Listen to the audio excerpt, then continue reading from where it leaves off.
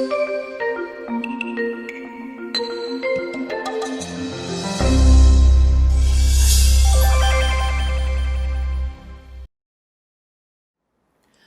sa mga tao, pag nagsimula silang mag-aral ng Biblia seriously, parang dumadami at lumalaki ang konsepto nila ng bawal. Puro, bawal ba yan? Bawal ito, bawal yan. Dumadami ang bawal habang nag-aaral ng Biblia. Ito ba dapat ang maging bunga ng pag-aaral ng Biblia or freedom in Jesus? Ang pag-aaral natin ngayon, pinamagatan nating eat, kumain ka. Acts 10, ang ating pag-aaralan, napakagandang kwento. At Caesarea, there was a man named Cornelius, a centurion in what was known as the Italian regiment. He and all his family were devout and God-fearing. He gave generously to those in need and prayed to God generously. So itong si Cornelius is a Gentile, not an Israelite, a Roman military officer at that, therefore outsider to Israel. A faithful God believer, but outside of the Jewish religion. Cornelius is generous to the needy, therefore very much inside Jesusness. Devoted to prayer, outside of the Jewish temple, but very, very devoted in the sense of Jesusness. Minsan, nang bandang 3:00 ng hapon, sa pagpapatuloy ng Acts 10, nagkaroon siya ng isang pangitain. Kitang-kita niyang pumasok ang isang anghel ng Diyos at siya'y tinawag, Cornelio. Tumingin siya at takot na nagtanong, ano po yun?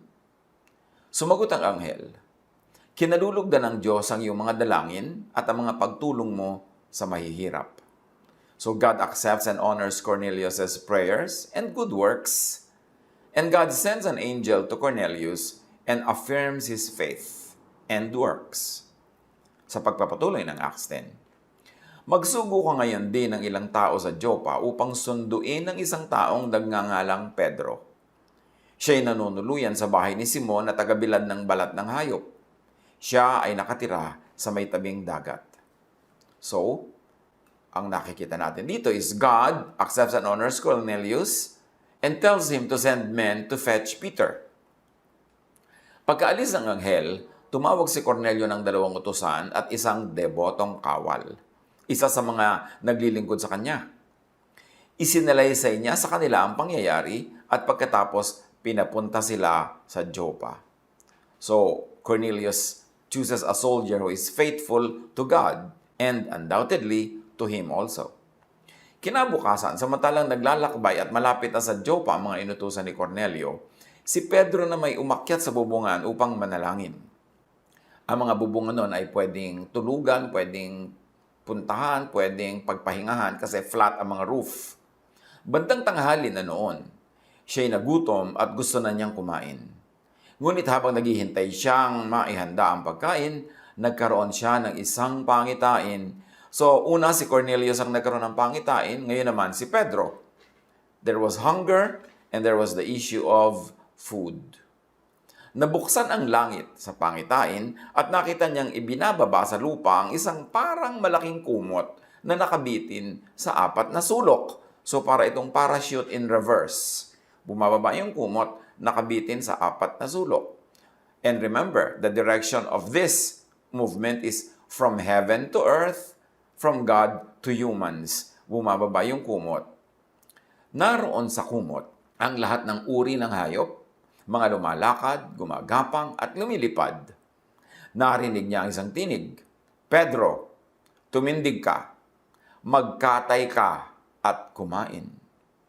So itong mga hayop na nakalagay doon sa parang malaking kumot ay sari-sari. Marami doon mga bawal kainin ng mga Hudyo. Pero may tinig na nagmula sa langit na nag-utos kay Pedrong magkatay, mag-butcher, magluto, kumain ng mga laman ng kumot na bawal kainin ng mga Hudyo. Ngunit sumagot si Pedro, hindi ko po magagawa yan. Panginoon, kailan may hindi ako kumakain ng anumang marumi? Muli niyang narinig ang tinig, huwag mong ituring na marumi ang nilinis na ng Diyos. So all kinds of unclean animals by the Jewish law were there. They were unclean animals that the Jewish law forbids to be eaten. Eat them all, ang sabi sa kanya ng tinig na galing sa langit. No way, sabi ni Pedro. Bawal. At sabi ng tinig, don't contradict God. Don't demonize what God had sainted. Huwag mo sabihing marumi ang nilinis na ng Diyos. 3 ulit na nangyari ito. At pagkatapos ay kaagad na iniakyat sa langit ang kumot na yon. So 3 times it happened to be clear beyond doubt na ang mensahe ng Diyos kay Pedro, kainin mo ang mga ipinagbabawal na mga batas sa mga Hudyo na kainin. Hindi yan marumi. Nilinis na yan ng Diyos. Huwag mong sabihing marumi. Huwag mong ituring na marumi. Habang pinag-iisipan ni Pedro kung ano ang kahulugan ng pangitaing yon, dumating naman sa lungsod ang mga isinugo ni Cornelio. Ipinagtanong nila ang bahay ni Simon at pagdating doon ay tumawag sila sa may pintuan. Itinanong nila kung doon nga nanunuluyan si Pedro. So we observe here a very synchronized timing. Yung timing ng vision ni Cornelius, yung pagpapadala niya sa mga tao na naglakbay na mahigit isang araw para makarating sa kanilalagyan ni Pedro. At nung malapit na sila, noon naman nagkaroon ng vision si Pedro. Kaya, very, very well timed. Pinag-iisipan pa ni Pedro ang kahulugan ng pangitain nang sabihin sa kanya ng Espiritu, tingnan mo, may 3 lalaki naghahanap sa iyo sa ibaba. Bumaba huwag mag-atubiling sumama sa kanila dahil ako ang nagsugo sa kanila. The same voice from heaven tells Peter, andyan na, may sumusundo sa iyo. Ako ang nagpadala dyan, sumama ka without doubt. Go with the men. Nanaog nga si Pedro at sinabi sa mga tao, ako ang hinahanap ninyo. Ano ang maipaglilingkod ko sa inyo? Sumagot ang mga lalaki, kami pinapunta dito ni Kapitan Cornelio. Siya'y isang mabuting tao, may takot sa Diyos, at iginagalang ng mga Hudyo. Sinabi sa kanya ng isang anghel na ipasundo kayo at pakinggan ang sasabihin ninyo. So obviously, God wants Cornelius to hear and learn from Peter, to add clear teachings to Cornelius' already blossoming faith. Pinatuloy sila ni Pedro at doon pinatulog ng gabing iyon. Now we see Peter breaks Jewish social distancing law. Kasi ang mga Jew ang nauna sa social distancing. Noon pa man, bawal sa kanilang lumapit sa mga taong hindi nila kalahi at kapanarig. Hindi sila pumupunta sa bahay ng mga yon at hindi nila pinapatuloy sa bahay nila ang mga Gentiles. But Peter now breaks that law, social distancing. Pinatuloy niya sa kanyang tinutuluyang bahay yung mga non-Jews, yung mga sugo ni Cornelius, yung lalo na yung Roman soldier. At sinabi pa niya, dito na kaya kami matulog ngayong gabi. But he did that only after the super clear vision and correction from God na wala nang ganung marumi, nilinis ng Diyos at huwag nang tatawagin ni Peter na marumi ang mga bagay na may kinalaman sa kinoconsider ng Jewish law na unclean at dapat ay iwasan. Kinabukasan, siya'y sumama sa kanila. Gayon din ang ilang kapatid na taga-Joppa. Nang sumunod na araw, dumating sila sa Caesarea. Doon naghihintay na sa kanila si Cornelio, pati ang mga kamag-anak at kaibigan na kanyang inanyayahan. So Cornelius organized a sambahay. Pinatawag niya ang kanyang mga kamag-anak, kaibigan sa kanyang bahay para makinig ng ituturo ni Pedro na kanyang ipinasundo ayon sa sinabi sa kanya ng tinig na mula sa Diyos. Sinalubong ni Cornelio si Pedro, nagpatira pa sa harap nito at sinamba. Ngunit sinabi ni Pedro, tumayo kayo, ako'y tao ring tulad ninyo. So we see here humility, and we also see that Cornelius really lacks knowledge. He needs clear instruction.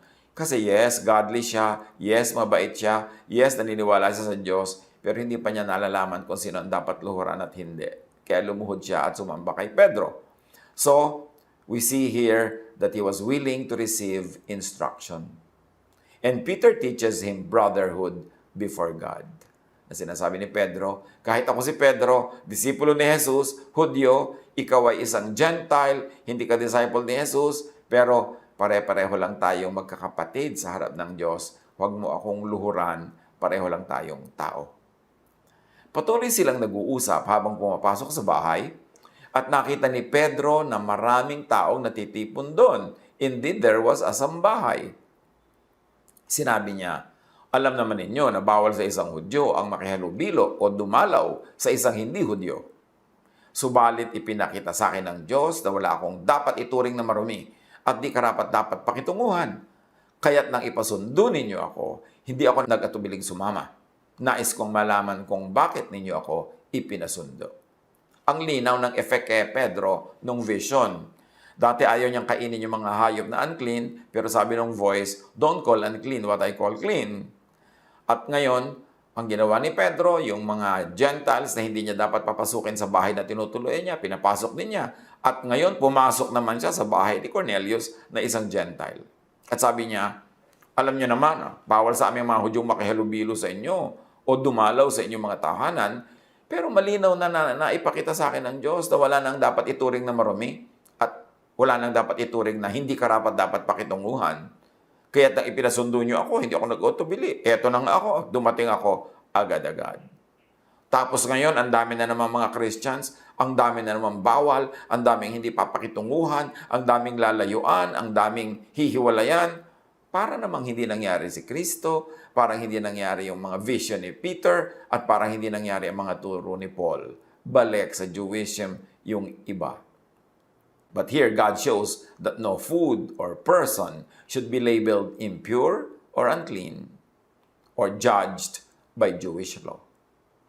Ang linaw ng mensahe ng Diyos through Jesus and now through Peter na dapat hindi na husgahan ang mga tao, ang mga bagay-bagay according to the Jewish laws. Now, Peter understands that Jewish law is mostly canceled and voided by God and not to be applied anymore para magkaroon ng division, yung unclean at clean, yung Jew at Gentile. At remember, si Jesus mismo sa Matthew 5:17, sabi niya, do not think that I have come to abolish the law or the prophets. I have come to abolish them, but to fulfill them. Yan ang ipinambabato naman ng iba ng mga maka-Jewish law na naman. Sasabihin nila, sabi ni Jesus, dumating siya para tuparin, hindi para tanggalin ang Jewish law. But the fulfillment of Jesus of the Jewish law is not the usual traditional legalistic method. Not the usual divisive, self-righteous, and even unkind way. The fulfillment of Jesus of the Jewish law is the Jesus way, not the usual Mosaic, Pharisaic way. Magkaiba. Habang sinabi ni Jesus na, yes, dumating ako para tuparin at hindi tanggalin ang mga kautusan, at sabi pa nga niya sa ibang mga pagtuturo niya, ni kaprasong kudlit, hindi mawawala hanggang matupad ang lahat. Pero ang pagtupad niya, hindi katulad sa pagtupad na ginagawa ng mga Hudyo. Jesus' fulfillment of the law is done the loving, accepting, and inclusive way. Not the unloving, not the rejecting, not the exclusive way of the Pharisees. Yes, Jesus came to fulfill the law, but the method of that fulfillment is not the same as the method of the Pharisees. Kasi, kung pareho lang naman ang method, hindi naman niya iibahin yung method ng Pharisees, ba't pa siya dumating? Redundant lang. Dumating siya para ibahin yun. Hindi na iba yung essence of the law, which should be loving, pero naiba sa implementation niya ng mga Hudyo, naging unloving, kaya ibinabalik ni Jesus sa kanyang original essence, loving. At ang na-reject, ang na-cancel, is not the essence of the law, but the letter, the unloving letter of the law, and the unloving implementation by the Jews of that law. Na nakakapagtaka, maraming Christians ngayon, kinokopya pa nila yung unloving, yung legalistic letter and implementation by the Jews, not the loving implementation of Jesus. And we should note, sabi ni Jesus, Matthew 7:12, so in everything, do to others what you would have them do to you, for this sums up the law and the prophets. So kay Jesus, ang tunay na kahulugan ng law and the prophets is to be good and kind to one another. But if you're going to implement the laws of the Jews in an unloving and kind way, that is not the fulfillment of the law by Jesus. That is the fulfillment of the law by the teachers of the law and the Pharisees, which Jesus changed. So Jesus canceled the method of the implementation of the law. But he kept the spirit of the law, which the original law is really for love. At nawala yun sa tradisyon ng mga Jews, naging legalistic, naging unloving, naging unkind, babatuhin ka hanggang mamatay ka. Nasaan ang love doon? Kaya yung babaeng naahuli nila sa akto ng pagkakasala, hindi ipinabato ni Jesus. So, was Jesus a lawbreaker or an implementer of the law? Natural implementer. And his implementation is, he implemented the loving aspect of the law, the accepting, the forgiving aspect of the law, not the stoning to death aspect of the law. Matthew 22:37-40, sumagot si Jesus. Tinatanong kasi siya kung ano daw ang pinakamahalagang law sa lahat ng laws ng Israel na 613 laws. Ibigin mo ang Panginoon mong Diyos ng buong puso, ng buong kaluluwa, at ng buong pag-iisip mo. Ito ang pinakamahalagang utos.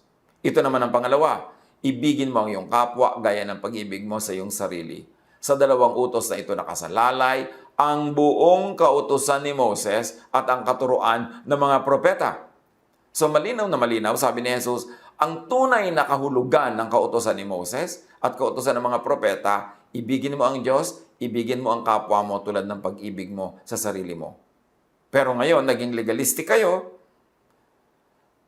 Yung mga makasalanan, babatuhin nyo hanggang mamatay. Bakit? Pag ikaw ba may kasalanan, willing ka at gusto mong mabato hanggang mamatay. Di ba hindi? So dapat hindi mo rin babatuhin hanggang mamatay ang kapwa mo na sa tingin mo ay nagkakasala. Yes, Jesus came to fulfill the law, but not in the way that the Jewish religion was fulfilling it. Not in the way that the teachers of the law of Moses, and not in the way that the Pharisees were implementing that law. Cruel, unkind, unloving, rejecting, self-righteous, judgmental. That is not the way to fulfill the law. The Jesus fulfillment of the law is not equal to the fulfillment of the Pharisees and the teachers of the law. Now, Peter follows in the way of Jesus, who, in fulfilling the higher interpretation of the law, real law of love, pioneered in breaking Jewish laws on the Sabbath, food and drink, and cleanliness.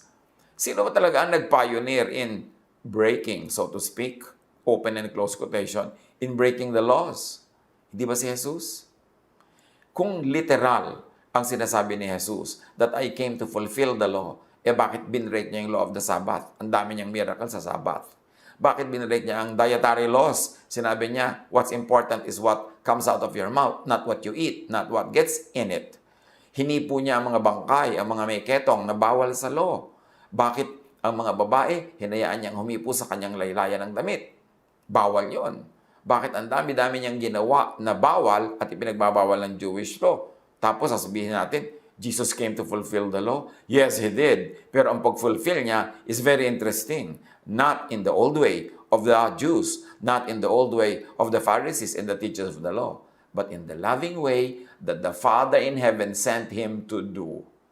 Kung masaya ang Diyos sa langit tungkol sa pagsunod ng mga Jews at pag-implement at pag-fulfill nila ng law, bakit ipinadala niya si Jesus para basagin at hindi sundin at suwayin yung marami sa mga laws na yon? Dahil nagturo si Jesus ng new way, the real way, actually the original way, but only was forgotten by the Jews, the loving way of implementing the law.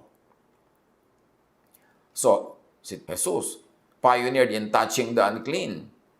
Si Jesus pa lang noon, marami na siyang hinipo ng mga hindi dapat hipuin. Kaya ngayon, sinasabi niya, ang mga bagay na yan, in heaven, that voice said to Peter, don't call unclean what I call clean.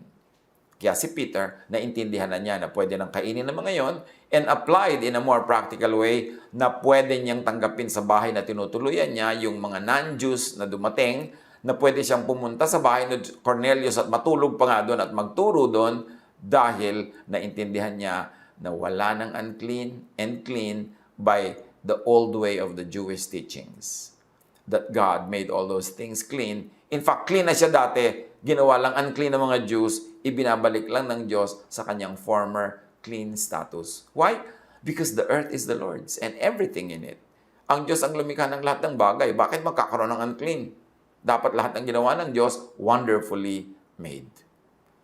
Ang nauna na, in fraternizing with so-called sinners, si Jesus. Nakikitungo na siya. Dati pa sa mga tinatawag na mga makasalanan.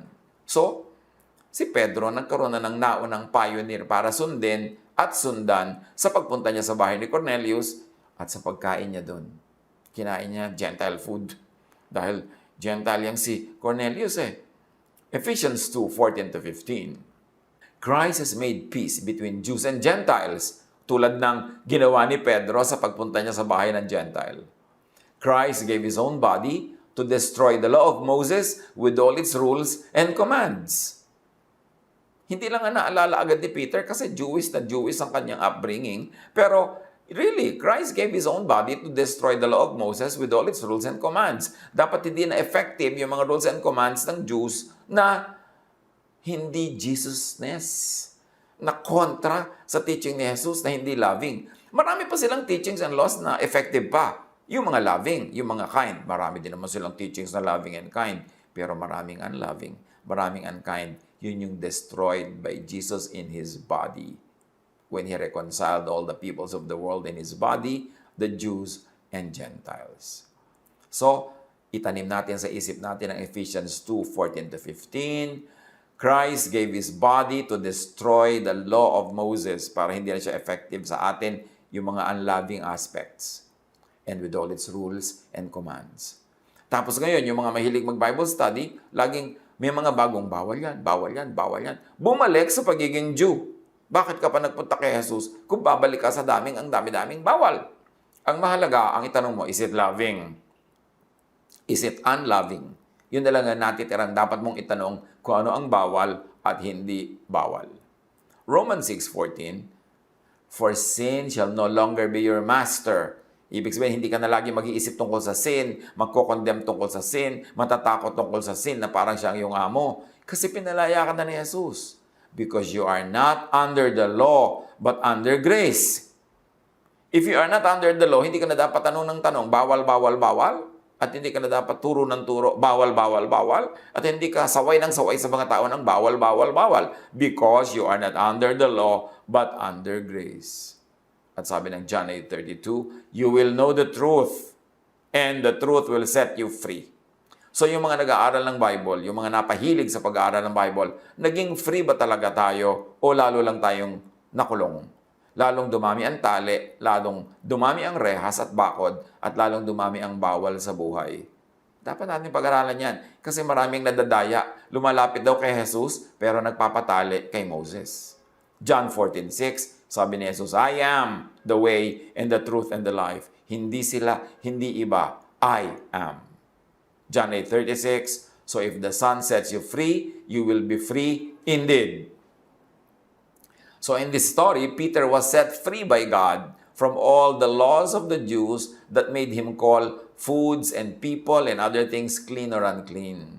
That taught him to be judgmental, to separate from others, pero yan ay sinira na ni Jesus, meron ng kalayaan, at pwede ka nang pumunta sa bahay ni Cornelius, kumain doon, matulog doon, makipag-fellowship doon, hindi makipaghiwalay at lumayo at manghusga.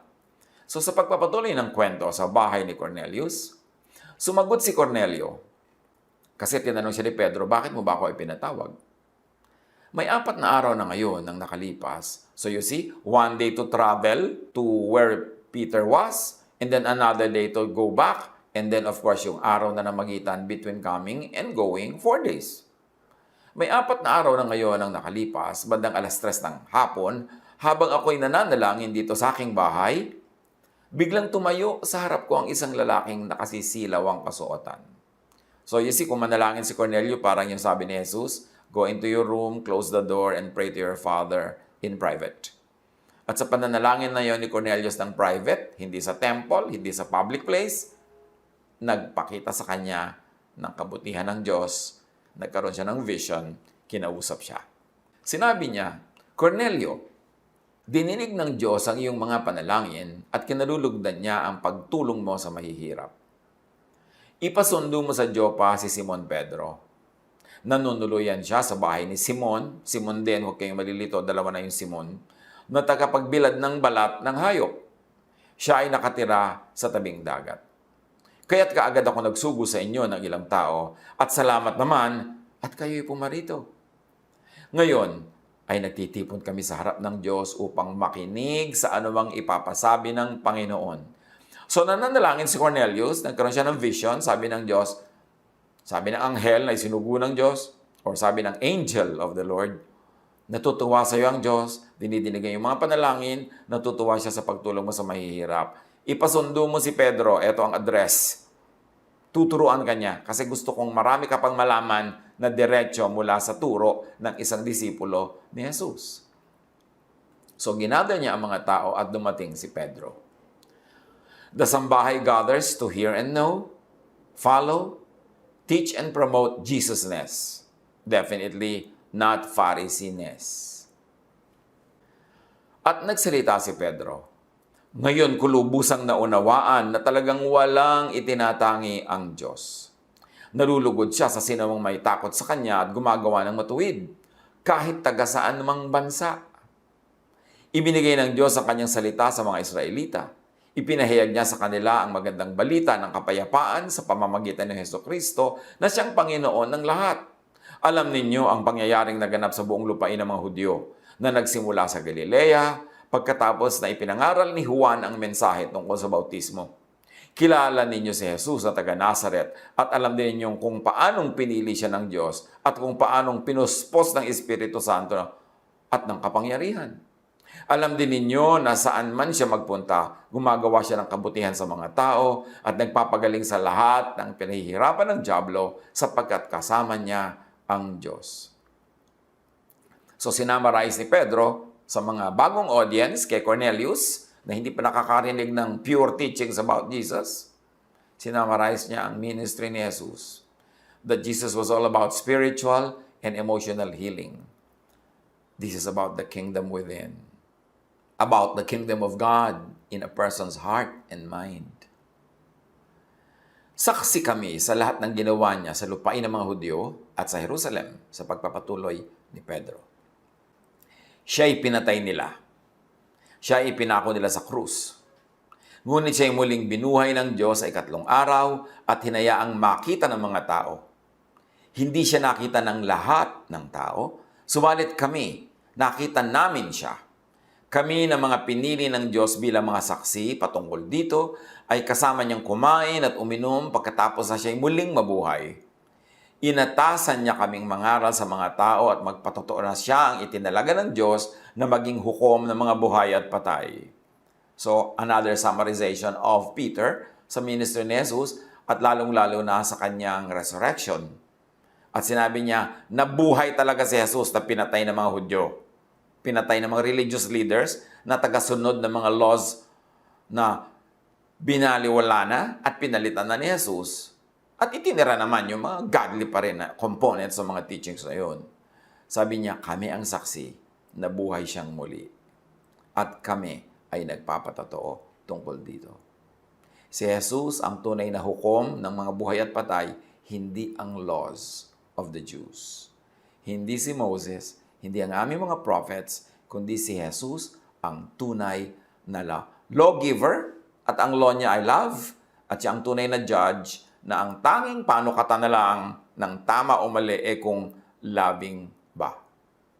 Jesus is the judge, not the Jewish law or teachers of the law, not the Pharisees and priests, not even the Sanhedrin. Masyadong revolusyonaryo yung mga ideya na ito sa panahon na yon kasi lahat ng mga ito, the law, the Pharisees, the priests, and the Sanhedrin, siya ang boss ng buong Israel noon at ng lahat ng mga Hudyo. Kaya nga naipapatay nila si Jesus. Pero ang ibig sabihin lang, it is love, not the law, that is the standard. And we should take note that the law of Moses commanded that sinners be stoned to death. But Jesus fulfills the law not by obeying its letter and killing the sinner, but by not judging the sinner and by forgiving and restoring the sinner.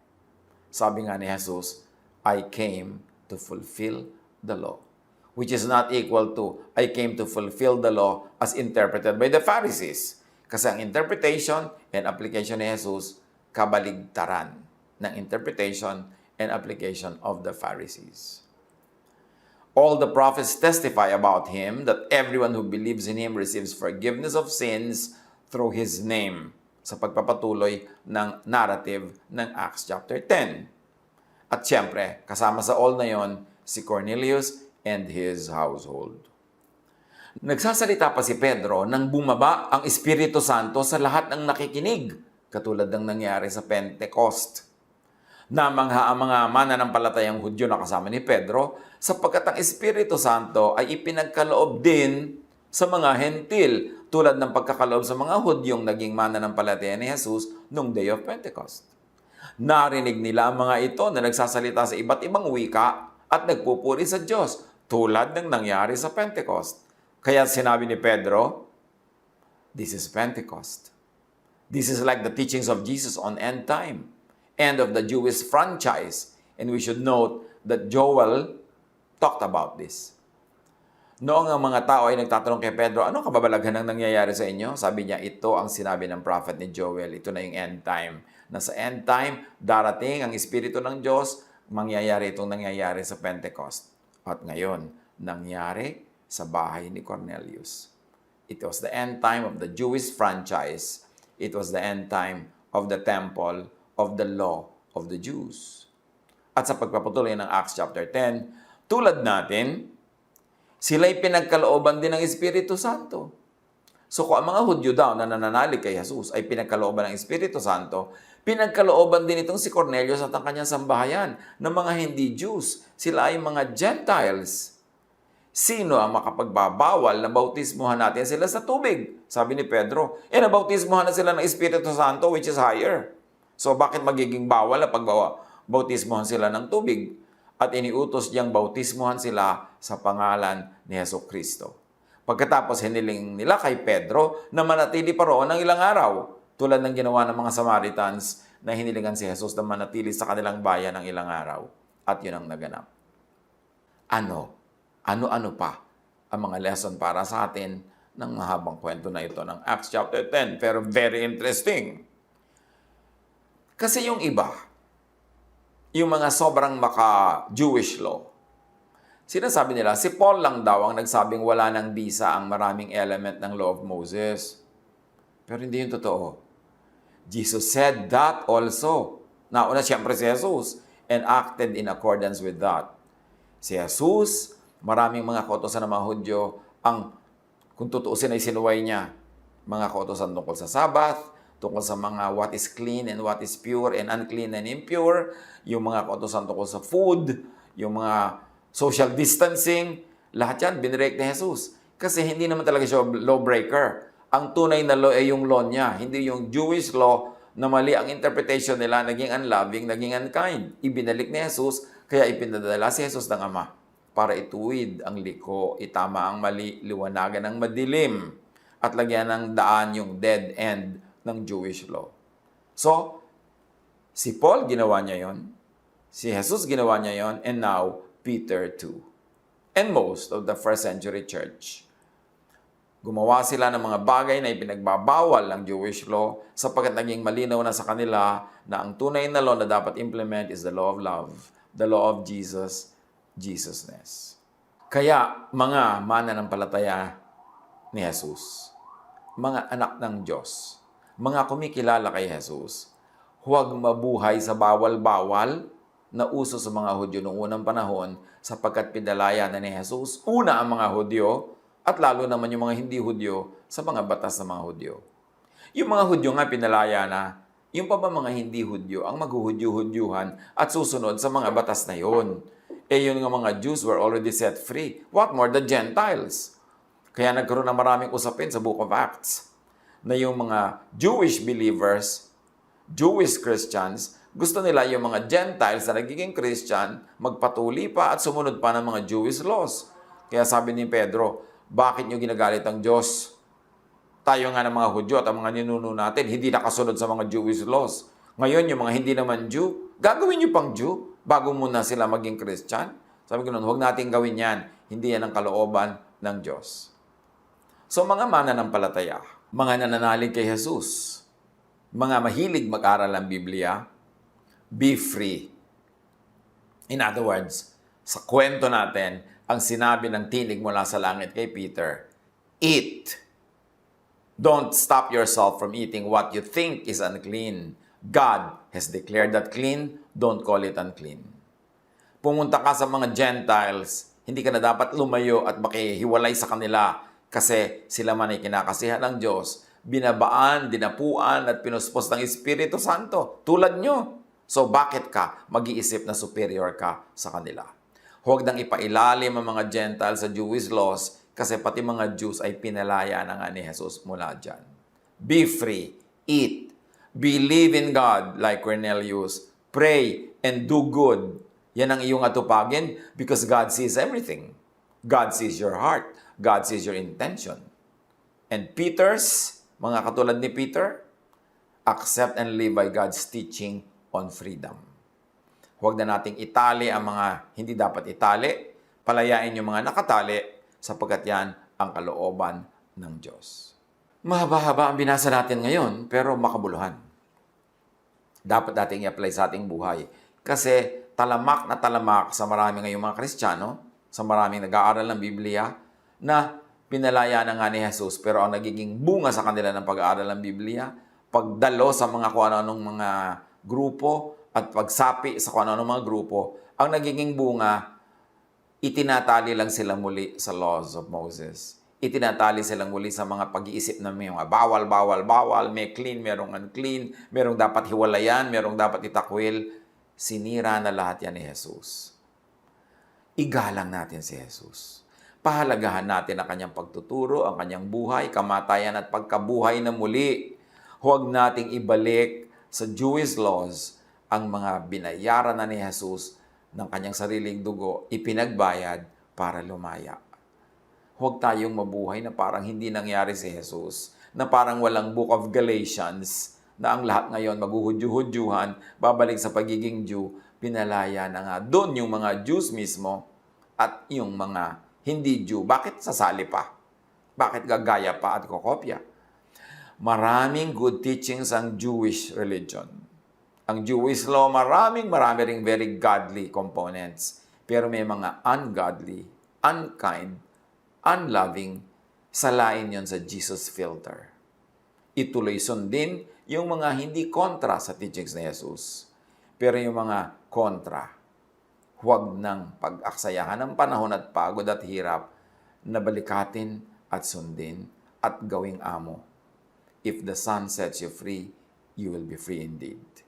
Hindi yan freedom na gumawa ng mali, to be unloving and unkind and cruel, but freedom to be loving, freedom to be forgiving, freedom to be kind. Kasi pag sinunod mo lahat yung Jewish law, mauobliga ka maging unkind, maging unloving ka in many ways. Kaya yung freedom na ibinibigay ni Jesus is also freedom from the law. Freedom from the burden of having to obey and implement the law, even if it forces you to be unkind and unloving. So be kind to others. Be kind to yourself. Know the freedom that Jesus gives you. Value it. Teach it. Live by it. And enjoy it. Pag-isip-isipan. I-apply sa bawat aspeto ng buhay para maramdaman natin ng buong buo kung anong ibig sabihin na pinalaya tayo ni Jesus. It is for freedom that Christ has set you free. Do not be burdened again by slavery. Do not be a slave again of the law. At huwag na tayo magpahirap pa sa buhay ng kapwa. Ang dali natin ay kapayapaan, katahimikan, pagpapatawad, pagtanggap, at pagmamahal. Doon lang tayo magkakaroon ng tunay na rest na gustong ibigay sa atin ng Diyos through Jesus. God bless us all.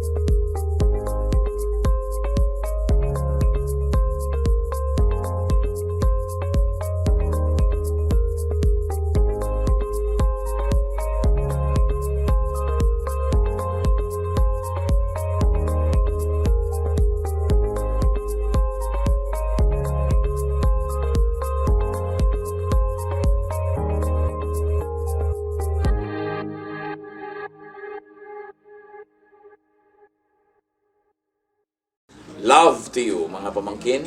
Dito tayo mag-aral ng salita ng Diyos. Dito tayo mag-aral ng mga practical na bagay. Magdalanginan para sa isa't isa. Makinig ng mga mensahe. At dito tayo magsasama-sama spiritually sa ating official Ed Lapis YouTube channel na ang address ay Sabi ni Kuya Ed. Remember, dito tayo ha. Sabi ni Kuya Ed, ang ating official YouTube channel. Do not forget to subscribe. Click the subscribe button and ring the bell for notification. Like, comment, and share our official YouTube channel. Visit Ed Lapis website for daily devotion, audio podcast, latest video message, send your prayer request, subscribe to mailing list and more. Visit edlapis.com.ph.